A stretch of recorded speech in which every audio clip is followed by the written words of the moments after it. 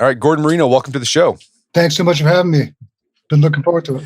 Yeah, so you are a professor of philosophy at St. Olaf College. You're the author of the book, The Existentialist Survival Guide, How to Live Authentically in an Inauthentic Age. Let's talk about your backstory of how you became a professor of existential philosophy. How did you discover existential philosophy? And just tell us about that. I think it's really interesting. Well, I was a football player at Bowling Green State University, and I had this wonderful, wonderful professor in a philosophy class, and he told me, well, you know about elite athletics and stuff like that, but you need to get some elite training in the mind. And so I transferred to Columbia University, and his name was Serge Kappa, a huge influence. So there, I studied philosophy there, and it was later on that I got into it was during a time when I went through a terrible divorce as a young man, a very hard time. And I was in a coffee shop and picked up this book of Kierkegaard's, and it was like a light. It's just a beautiful, amazing page, because one of the things I was having such a hard time, and one of the things I found was that Kierkegaard and other existentialists really addressed the impediments in our lives, our inner lives, and the difficulties we face in being decent people. I mean, it's easy to be a good person when everything's going well, but quite different when you hit when the lights turn red. Right. It's easy in theory, but when you actually have to do it, it gets a lot harder.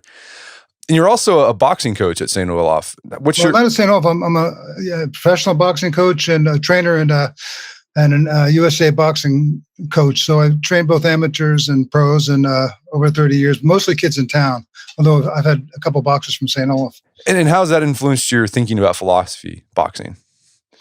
Well, the teaching and coaching really influence one another, really go together in an important way.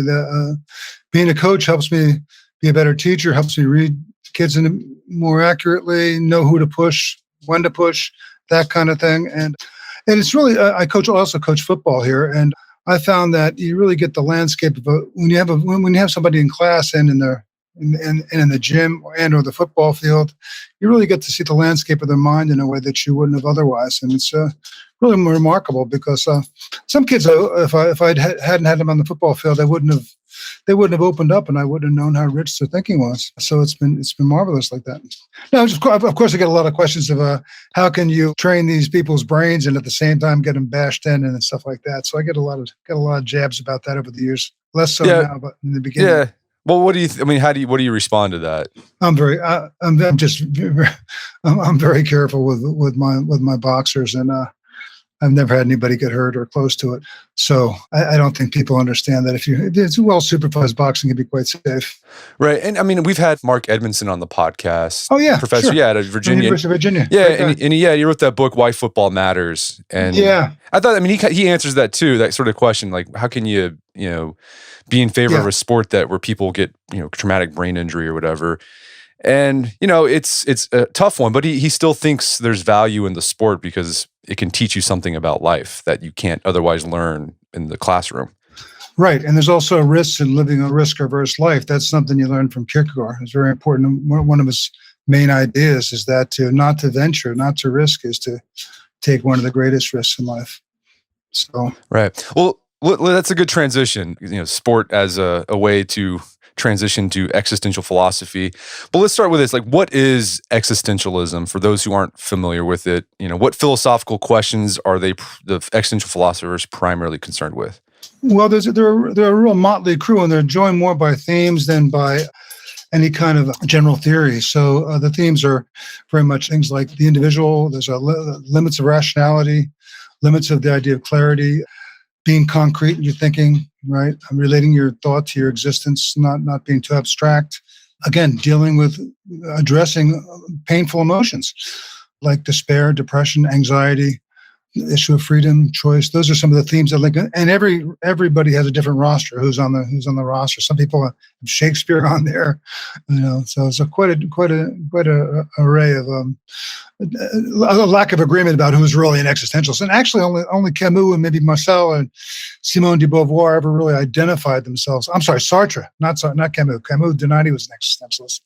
But there's only 2 or 3 people that ever identified themselves as such, and only for a short time. But I identify myself as an existentialist. Right. Well, you said there's a motley crew. I mean, not only are there philosophers, but there's also people lump in novelists in there as well. So Kafka. Yeah, let's talk about That's right. who are some of the big names that people get usually thrown around as existentialists? Oh, okay. So certainly Kierkegaard, Sartre, Nietzsche, Camus. Those are some of the main ones. Simone de Beauvoir. Okay. In terms of novelists, we have Tolstoy, Dostoevsky, Miguel de Unamuno. Those are some of the people to read. In fact, everybody should read Tolstoy's The Death of Ivanhoe, which is the greatest existential novel ever. Unbelievable. Amazing book. I've also heard Thoreau and Emerson thrown in there as well every now and then. Yeah, there's connections, I think, there. Yeah, I mean, Nietzsche carried around, there's a book that argues that European philosophy was very much influenced by American philosophy in the sense that Nietzsche always carried around a copy of Emerson, and so yeah, there's some overlapping themes. I mean, how does existentialist flex? It kind of started coming to, the first existential philosopher was Kierkegaard. That's kind of how people point to him. That's how many people. Right. But how does existentialism differ from philosophy before existentialism? What's the big difference? Oh, okay. One of the big differences is that this understanding of the lack of limits of reason, right? So for Kierkegaard to become mature is to understand that there's a lot of things beyond our understanding that are important to life. So another thing is just idea of making your ideals concrete. So he thinks there's a lot of talk about, say, social justice or whatever. And then you have to ask yourself, well, what really have I done to advance that at all? Have I done anything? Have I walked the talk, to use a cliche? And so there's a lot of emphasis on that, on action, that you don't find in other philosophies. And also it seems like existentialism is somewhat, it's psychological too. Yeah. As you said, I think Kierkegaard said, the idea of the self, what is the self? And it's the self is the self relating to itself or something like that. Yeah, that's something like that. That's from the opening page of the Sickness, Unto Death, which I think is his greatest book. So if your listeners are interested in one book of Kierkegaard's, I would certainly recommend the Sickness, Unto Death. And in that book, I've really found this distinction in him between despair and depression, between a spiritual disorder and a psychological disorder. But for Kierkegaard, we're born with a self that we need to become. For him, we're born a child of God, that we need to be loving, nurturing human beings, faithful. And with my students, a lot of the time, I really press them to think not just about what they want to do, which they're kind of obsessed with, but what kind of human being do you want to be? What kind of person do you want to be? And there's a lot of that emphasis in Kierkegaard. Well, let's talk about some of the questions you tackle in the Existential Survival Guide that you think existentialism, these are big life questions that you think the existentialists have some, maybe not answers, but questions to help you start thinking about this stuff. And the one question that existentialists grapple with is anxiety. Because I think everyone here who's listening to the podcast probably heard this or used the phrase, existential angst. Right. And the existential philosopher who really explored this idea the most of existential anxiety was Kierkegaard. So let's talk about what is existential angst and how does that differ from anxiety about, a test that you're taking in college? Right. Well, existential angst, the way it's used today, it means it's a kind of a threat to our existence, right? That's the notion. But one of the things with Kierkegaard was that he insisted that the fact that we're anxious, anxiety is in a sense our kind of visceral understanding of the fact that we're free. It's a blessing to be anxious, right? And it's not a symptom of an illness. It's something that marks us out as spirits, as self, because we're free. And it's in anxiety that you understand that you're free. And he thinks anxiety is one of the greatest teachers. It's contrary to what a lot of people in the medical profession would say, that we need to be able to sit with anxiety.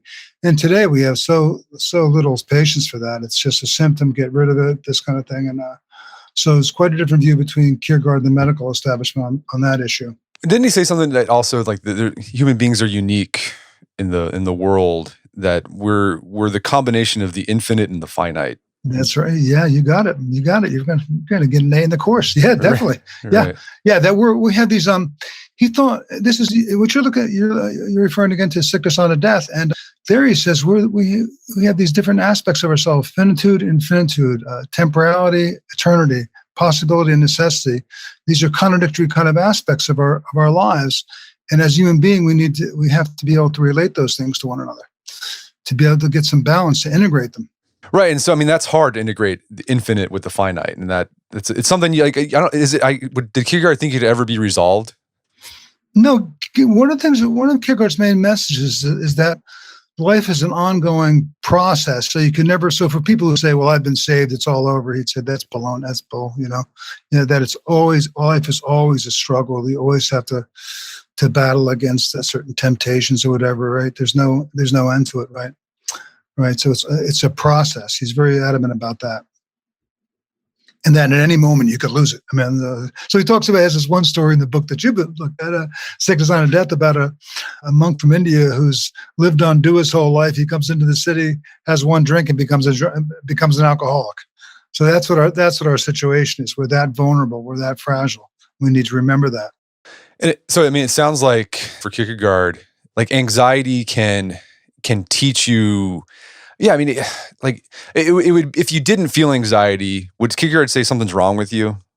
Oh yeah, he'd say you were spiritless. He literally says that in the concept of anxiety, right? That it's a mark that we're spirits, right? And that we want to do, and the anxiety is really about our spiritual potential. And he would say that what many of us do is concretize our anxiety, kind of finitize it in terms of, I'm afraid I won't get this job, or I'm afraid of doing this interview, or doing this or doing that, right? We try to turn our anxiety into these finite fears to escape it, right? That's one of his views. It's kind of a defense mechanism against the anxiety, but the anxiety is really about, we have the potential to become human beings, full persons for him, which again, for him means being a person of faith. But if faith, the idea of faith is offensive to you, it would mean, look, your main task in life is not to sit on the beach, not to accrue, build your resume up, but to be a decent human being. Yeah, and that idea of being spiritless, if you don't have anxiety, like, reminds me of Nietzsche's like The Last Man, right? Yeah, Like, that's a good connection. Very good connection. Yeah. It's funny because Nietzsche did read some Kierkegaard late in the 1880s, apparently, and they disagree on a lot. But they both agree that nihilism is this sense that nothing matters is the greatest danger. And for the last man, the last man is just concerned about, when's my vacation, divides her life into work time and playtime, and what's on Netflix tonight, and so yeah, that's a very good point. Yeah, The Last Man is like, I've heard it described as, I forgot the name of the guy who's like the Nietzsche expert. He died, Solomon. Yeah. He described The Last Man as the ultimate couch potato. That's right. That's a good description. Yeah, Solomon was very good. Yeah. Yeah. No, that's a really good description of the good couch potato. Yeah. Just watches Netflix and just blinks. That's all life is. Okay. So we talked about anxiety, and I guess Kierkegaard doesn't have much of a solution. Just kind of sit with it, learn what the anxiety can teach you with you. That's right. There's no the solution. Yeah. The solution would be to sit with it and not finitize it, because he thinks it's dangerous. He says it can lead to suicide. So in that sense, he recognizes it can be very dangerous. But yeah, to sit with it and not to translate it into what I'm really anxious about is whether or not I get into med school or this or that, right? Right. And it's okay to be anxious about those things, but that shouldn't become your sense of identity. So can I make a little turn here? Sure. Yeah. Yeah. So for him, I think there's three. This is where we can get into this distinction for him between despair and depression. For him, it's basically three selves. You have a concrete self, right? The self you are. And then you have this ideal self. And then there's this self you were born to be, this child of God, right? So when this concrete self doesn't become its ideal self, you might get all your anxiety, all your fears, or am I going to get into med school or whatever, right? He says when the concrete self doesn't get to be its ideal self, it can't stand, it wants to get rid of itself. It can't stand being itself, right? It's kind of a self-hatred. And he also says that for the person who does become successful, so that's despair. Despair is wanting to be rid of yourself. Got it? Got it. Okay. Right. And this kind of despair sounds a lot like depression. Okay. But he also says the person who realizes the dream is equally in danger because they become the big shot or whatever, right? And they don't think about, look, I'm real. This is whether or not I'm head of the Rotary or all kinds of whatever stuff. That's not the aim in life. It's to become a certain kind of human being. He says they're also in despair, even though they don't feel bad. So for Kierkegaard, despair is not a feeling; it's a state of the self, of being unaware of being a self, and or being unwilling to be a self. Whereas depression is this kind of self-hatred, and I think we've lost that distinction.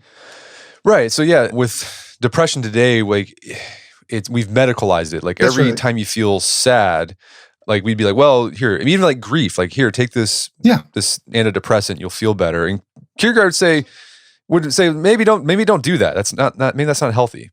Yeah, learn to sit with, and I don't think he'd be against all medications. I mean, and there's times when when they can really rob us of our sense, life can rob us of our sense of agency at some point. But we've gotten to the point where we have a very low threshold for dealing with anxiety and being able to sit with our feelings, sit with bad feelings. And I think that's been lost. I think we need to really work at that. In our society. Yeah, as you said, I mean, sometimes when people are dying, doctors will prescribe serotonin uptake drugs or antidepressants to the family as a kind of prophylactic against grief, right? So we've taken human predicaments that are going to hit us all and turn them into pathologies, illnesses. Right. And I think Kierkegaard would take great issue with that. And this idea, this distinction between depression and despair, like there's people, Kierkegaard was a depressive, you quote these lines where he's at the party, he was witty, and then when he came home, he wanted to kill himself. Right. And he write that in his journal. But he said, it's normal to feel down like that. The thing you got to be careful of, like you said, you can't let that depression fall into despair. Okay, but despair here would not be like, it would be giving up on the project of, I mean, suppose you got some terrible disappointment and you said, screw it, man, I don't care anymore. And you give up on the project of being a good, faithful person, right? That's when despair comes in, not with the bad feelings, right? It's when you give up on being a self, give up on being a human being. Right. So that's where I think the distinction between despair and depression comes in. He says, so he acknowledged he was depressive, but he doesn't think he was in despair. And how do you know if you're in despair or not? Okay, that's a complicated question for him because you have to have the right concept. So he says a lot of people in this world they'll experience a jolt, something terrible will happen, and they'll say they're in despair. Yeah, they're right, they're in despair, but they have the wrong concept. So, you know what I mean? So they're right that they're in despair, but it's as though they don't understand what despair really is. The real despair is they've given up on being a self, right? Right. They just that's not an issue for them. So it'd be like, okay, I like the example to explore this idea with the person who's doing well in life, who's happy, got a great job, great family, but they're still in despair, Kierkegaard said, because maybe they've given up on being that self, that true self. Yeah, everybody's patting them on the back. Right. So they don't really think who the true self is. They ask themselves, have I been a good, faithful person, right? That's really, and if you're rich and powerful, nobody gives you any crap, right? Right. They just pat you on the back, and you're able to give money away without making any sacrifices, and it's very, very intoxicating. So, again, you could do that, and you could be very successful and be very happy. He thought happiness was really just a matter of, we make a God term out of it. For Kierkegaard, it was just had a lot to do with luck, fortune, and it was a passing kind of thing. And it shouldn't be the aim of our life. Self-fulfillment, happiness. Right. Our aim should be decent human beings. But even these like happy, successful people, they might have those moments where they recognize, like they're lying in bed at night and they realize this is empty. This is not. So like they recognize the despair, but Kierkegaard would say, well, you might have the wrong concept of it because what they probably end up doing is they just keep doing more of the same, right? They keep. Yeah, it's interesting that you bring that up. That's a good point because he recognizes that kind of a person where they have this glimmers of like, yeah, everyone thinks I'm really great, but something's missing. And he says they generally go right back to sleep. They just jump into it again and try to forget those moments. He says that's the ordinary tendency. But yeah, that's a good example of some big CEO who's sitting in bed at night and he's placed on the beach or whatever, and he's thinking, well, I'm very successful, but right. And the next day, he's back to work or she's back to work. And then would Kierkegaard say that as soon as you recognize that disconnect between who you are and who you should be, you got to act, like you have to do something immediately, or otherwise you'll just start rationalizing like, well, I got a mortgage to pay. I've got to do this thing. I got to do that. That's an excellent question because a lot of people ask about Kierkegaard's ethics, and I think his greatest contribution to ethics was this idea that of our capacity for self-deception, and we don't need more ethics classes or workshops, whatever.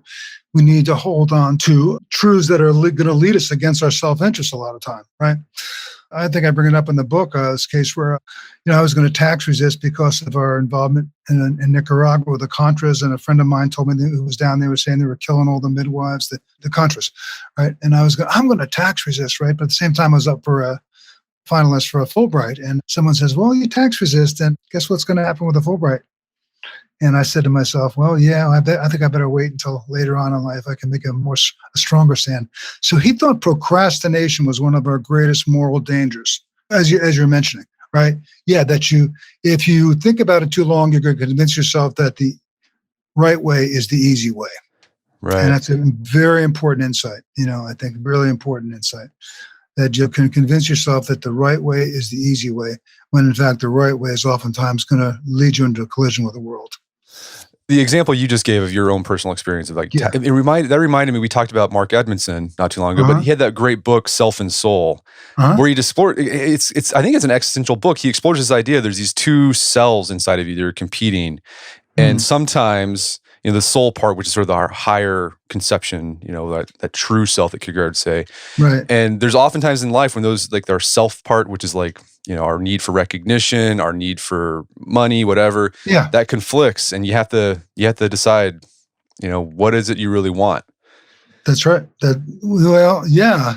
Well, it's not so much what you really want; it's what you should do, right? What you should do. What's the right thing to do?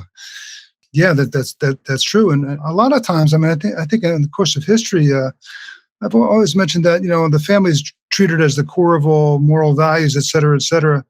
But a lot of times it's the biggest temptation to doing the right thing. For example, when these thousands of lynchings that took place in America, there were people in those towns that hated them, disagreed with them, but you spoke out, you were gone. And then if you're in that situation where you're going to want to speak out and you got kids, you say, well, I got my family. What do you think Nelson Mandela? He had kids, So sometimes the family can become a moral temptation, I think, to hide. Yeah, I'm sure that was the case in Nazi Germany, right? I'd resist, but I have a family to take care of. Right. Yeah, that's hard. It's a tough one to think about. But it could also make life easy, because then you're free from having to make some painful decisions too. Well, let's talk about another question that existentialists grappled with, is the idea of authenticity. And everyone talks about authenticity these days. You think so? I don't hear. Well, they talk about it. I don't think in the way that existentialists I guess a couple years ago, you'd see companies really, talk about, we have authentic artisanal whatever. Oh yeah, that's right. True. And I don't market anything. Right. That's right. Yeah, that's true. Or people on sort of self-help type people. They're like, you got to live your true self. I'm living I'm living my truth. I got to be authentic. And I think we have the existentialists to thank for, this sort of, this watered down version of authenticity. But let's talk about, what did the existentialists think what it meant to be an authentic person? Well, Kierkegaard didn't use that term very much, although it's dragged out of a lot. People find it in him. So for him, it would become your true self. Okay. But I think there's someone like Nietzsche would have thought that to become authentic would be it was an act of self-creation, which is a lot of what people, I think, at some level think today, right? It's to not define yourself in terms of the crowd, to become what he calls the sovereign individual. So there's this one notion of authenticity might involve you have this true self, which you're born to become, right? And the other is authenticity is creating yourself. And so those are two different takes on it. But I think we also have to consider the possibility. Suppose you're a real jerk and you're authentic. Authenticity could be a bad thing if you're an evil person, So it wouldn't always be a good thing in that sense. But two different models there. Do you have this self you're born to be, or is it one of creating yourself to doing what you feel like, really, which is the one I think that's marketed most today, right? Follow your passions, that kind of stuff. And what would the existentialists think about? Would they the follow your passion thing? Would they? I guess would some of them be on board with that, or would they be like, or you? Yeah. Okay. Yeah. Again, they disagree on a lot. You have atheists that are existentialists. You have true believers like Soren. But yeah, Kierkegaard was very emphatic about the importance of passion, right? That's for sure. But he wouldn't say that our destiny in life is to follow our passions. I mean, suppose I have a passion for playing beach volleyball or something, and I'm able to do it. Well, I wasn't put here on earth to play beach volleyball, even though, right? I mean, so Right. he would say we have duties and things like that are very important. Well, he would say, like, I mean, I know Kierkegaard didn't say the word authentic, but he would say I mean, if we were to pull it out of him, like for him, the authentic self would be like, a child of God or whatever. Or whatever. Yeah. Yeah. Or a good, I mean, for people who find talk of God blasphemy, it would be being a good person, being that's what you were born to be. You weren't put here to hike all day or ride your bike 1,000 miles. You're here to help each other. We're here to hold hands and be together and help each other. And I like this idea. I think Nietzsche, he was famous for quoting the poet Pindar, become who you are. Yeah. Like your task in life is to become who you are. And I think it's an interesting concept because it's like, okay, you have to know who are you? Like what is the you you're supposed to become? And then what does that process look like? Yeah, but I think for Nietzsche, it's an artistic process. Becoming who you are is not like, it's not like Kierkegaard where you were born with self before God or whatever, right? For Nietzsche, it's more rise above the crowd, develop the discipline. Don't evaluate yourself in terms of the market value or the herd, right? And it involves a lot of self-discipline and everything. So he talks about it as a sovereign individual, but it's much more of an act of creation for him. Gotcha. Right, self-creation, and I think for Sartre as well, he thinks of it as like an artistic project, and I think Kierkegaard and Dostoevsky probably would disagree with that. Right. But what do you think of authenticity? What are your thoughts on it? I don't know. Like it's one of those. So Who do you think who do you think are authentic people? Who have you said, man, that person's authentic? Man, so I mean, I've met a few people. Like, so I think Kierkegaard described this person. Going back to Kierkegaard's sort of Christian roots, like the person without guile. Yeah, I think like so too.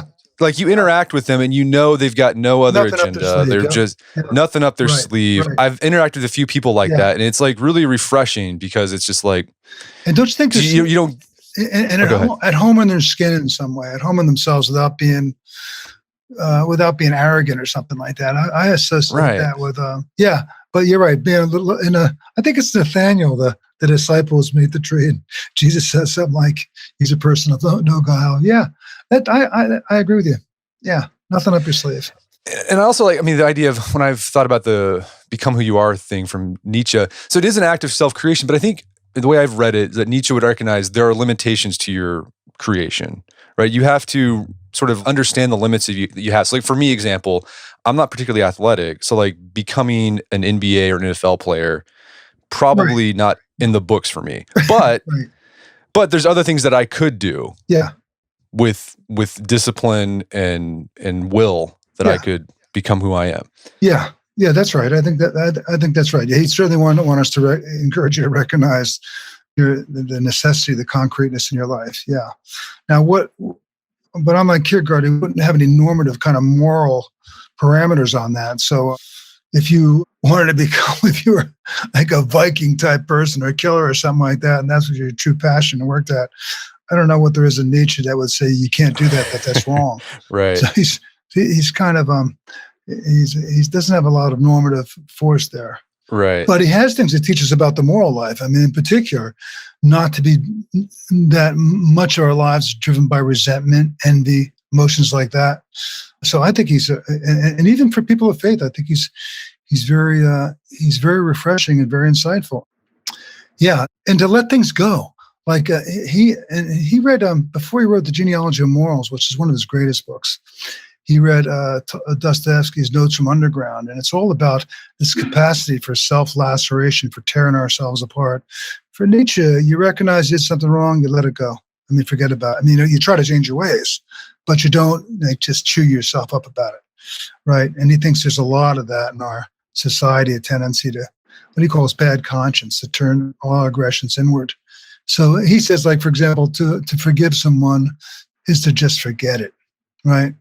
there's a lot of like, yeah, I'll forgive you because I need to move on in my life, as though forgiveness were a form of therapy. It's not. He said, you need to forget it, let it go. So that's an important moral insight on his part. Yeah, I guess Nietzsche would say the noble soul would do that. Like the noble, he would just, Yeah. they'd forget it. But like the person filled with resentment would hold that grudge forever, basically. That's right. Yeah. And I think that's a refreshing insight, the way he describes it. But he says that even with respect to our own lives, right? Like, have you ever, I don't know, I've had times when I just gone over, I can't believe I did such and such. Oh my God, man. Like stuff from 50 years ago or whatever. And it's like, let it go, man. Like, don't last.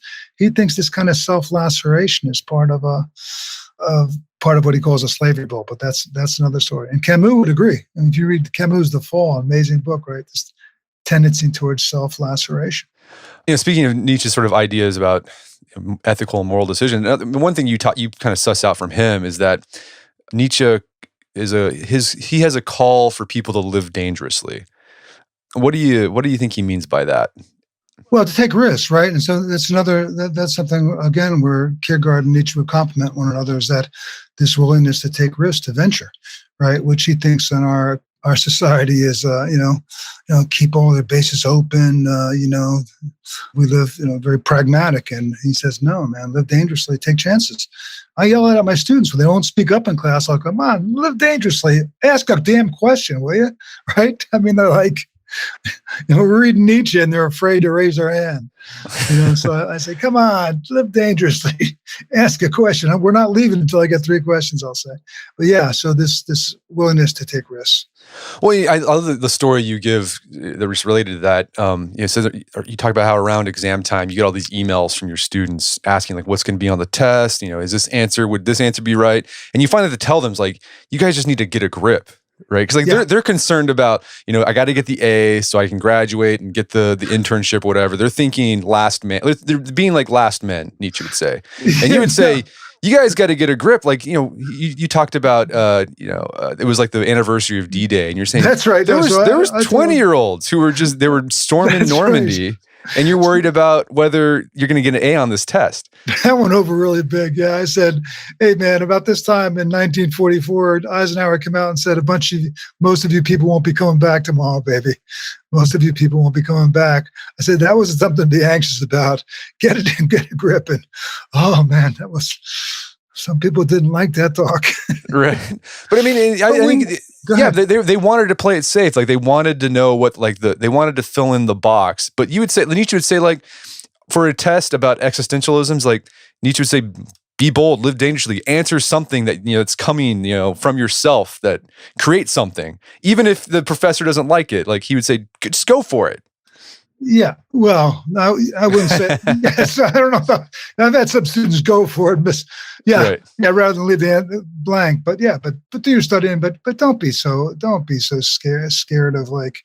I mean, I love students. They'll freak out if they don't get an A and they get an A minus. I mean, that kind of stuff. They're just so frightened of not being successful. Of not, this kind of obsession with whatever, right? And as opposed to they don't a lot. I mean, academically, what happens all the time is they won't take any risks.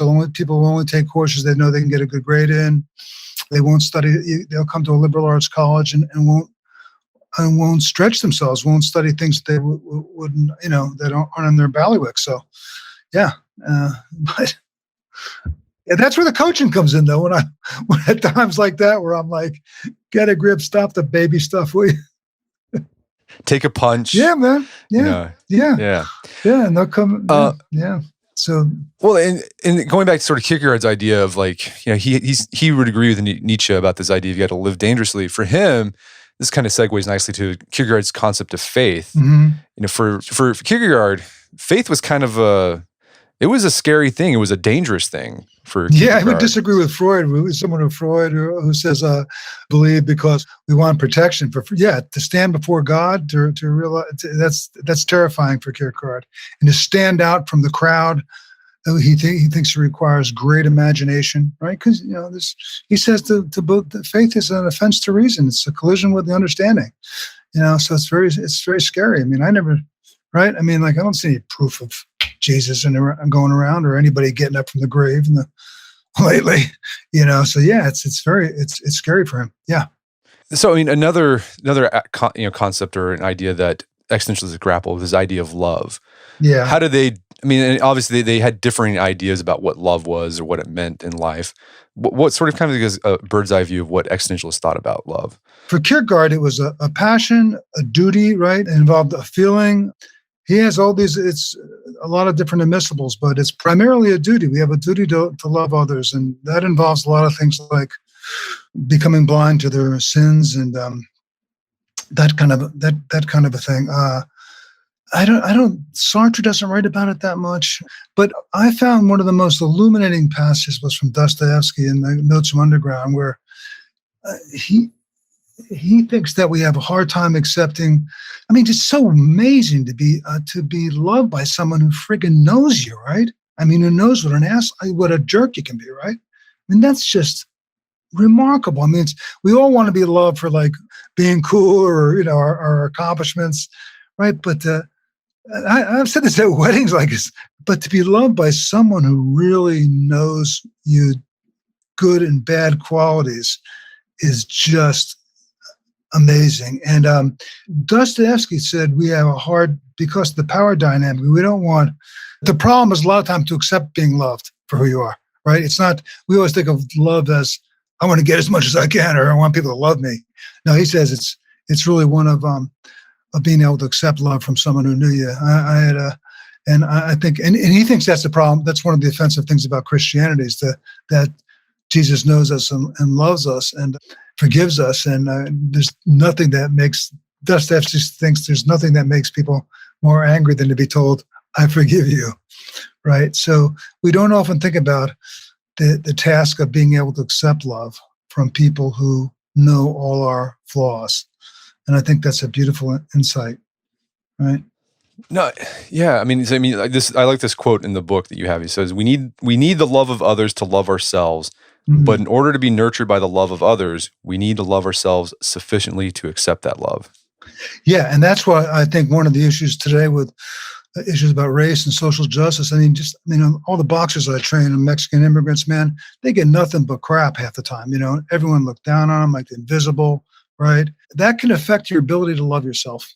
We need to think of racism and this social injustice as infecting people's ability to love themselves. Because a lot of times when you have that kind of social injustice, you also have economic things going on at home that are bad.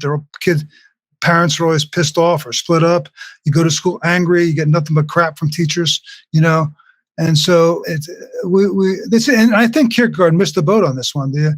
That to truly love ourselves, it really helps to get love from others and not be treated as dirt or invisible, which is how a great many human beings are treated. Well, Kierkegaard did say this thing. He talks that you need to presuppose love in others, that other people are capable of love. That's right. You've been doing your studying, man. Yeah, well, that's impressive. Yeah, that's right. And I think there he's saying this is hard stuff because I like to hate certain people. There's certain people I really like to be angry at. But yeah, the task of love is to assume that the love in the other person, which I take to mean that it's to presuppose their ultimate goodness, that's a leap of faith, right? Yeah, that is a leap of faith. I mean, really, like somebody just don't think it's a monster, but just somebody irritates the hell out of you, right? I mean, some of them just like, right? To just, David Foster Wallace said that you probably heard, what is it, All's Water or Water? Right. Yeah, that beautiful, beautiful graduation speech, almost up there with some of Kurt Vonnegut's, whom I love.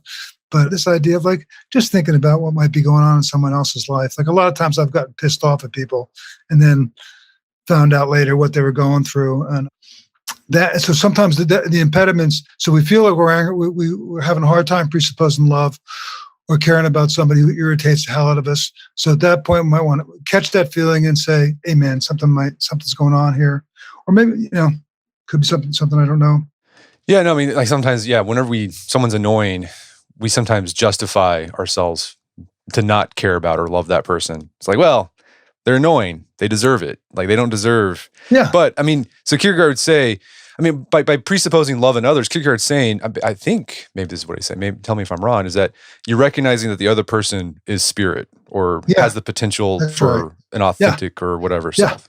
Let's bring back boxing into this. What do you think boxing can teach us about existential philosophy?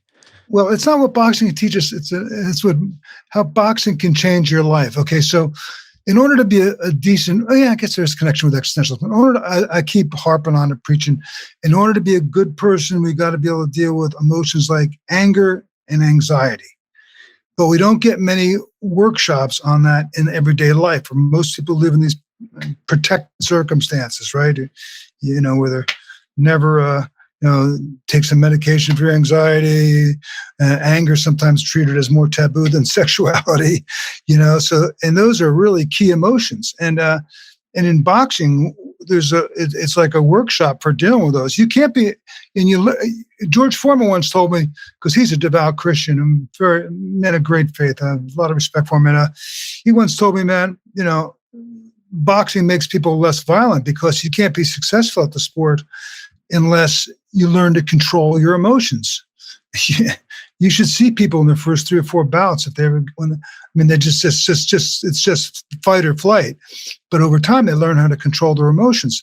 But more than that, he said, because he came back, his comeback. He started his comeback after about being out of boxing 13 years to finance his gym he was running. And he said, man, there's a lot of kids in that gym that their fathers never around, but as soon as they start boxing, the folks are there. So all of a sudden, some people will get this affirmation that they don't get anywhere else in life. And we all need affirmation sunlight, like most of us, a lot of us are patted on the back. Oh, you're smart, you're this, you're that. There's a lot of kids who never get that affirmation. And then they go to the boxing gym and they work at it. And man, they're going, you're cool. You're this, that's really, you're something. We don't want just, this kind of respect for each other. We need more than that. We need intimacy and a kind of closeness that you also get in a boxing gym. It's like a family, man. There's no racism in boxing. Everybody, it's a family. But more than that, you get affirmed just by getting in the ring. And so that need for affirmation, I think, is huge and can make people blossom. I was a boxing writer for the Wall Street Journal for many, many years and HBO and everything. And you meet these champions who come from rough circumstances and you see how they've been molded by, how they've been changed by, Mike Tyson's a friend, how they've been changed by the love they've gotten from the sport, so self-discipline and affirmation can come out of boxing. And again, there's not many other places. Even when coaching football, nobody talks about courage anymore. It's all about strategy and all this technique and stuff like that. Boxing, man, it's like stick in there. You got to be courageous. You got to deal with your fears. It's a workshop on that, but it's got to be in a place in a gym where people know what they're doing and it's safe. We've had a podcast guest on about that idea of affirmation. He made the case, people need 2 things. They need to be noticed and they need to be needed.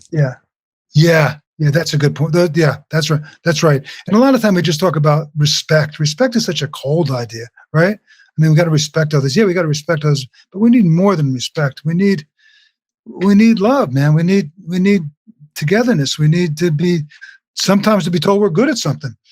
And it also involves telling people when they're screwing up. I think one of the things I learned from in boxing from my mentor, Marine, when I used to head coach at VMI, was to love somebody is to tell them stuff they don't want to hear. And so, the loving thing to do sometimes, because most people don't want to do that because it leads to, it's not fun. Person might get pissed off. That we need to be able to, as mentors, to tell people things they don't want to hear sometimes, and they're still and you got to have that base of love where they know you're not rejecting them wholesale, right? Well, Gordon, this has been a great conversation. Where can people go to learn more about your work and your book? Well, my book is The Existential Survival Guide. It's published by Harper, and you can just go to Amazon and get it in most bookstores. If people have questions, they can email me at marino@stolif.edu. I'm happy to take questions. I'm on Twitter at Gordon Marino. And I have a website, but I haven't got it. My kids trying to help me get it up and running. And so I'd be happy to take any questions. And it's been a real enjoyed talking with you. And really appreciate your knowledge of Kierkegaard, et cetera. So I'm giving you an A for the class. I appreciate that. Well, Gordon Marino, thanks so much for your time. It's been a pleasure. Thank you, my friend. Be well. My guest today was Gordon Marino. He's the author of the book, The Existentialist Survival Guide. It's available on Amazon.com and bookstores everywhere. Check out our show notes at aom.is/existential, where you can find links to resources where we can delve deeper into this topic.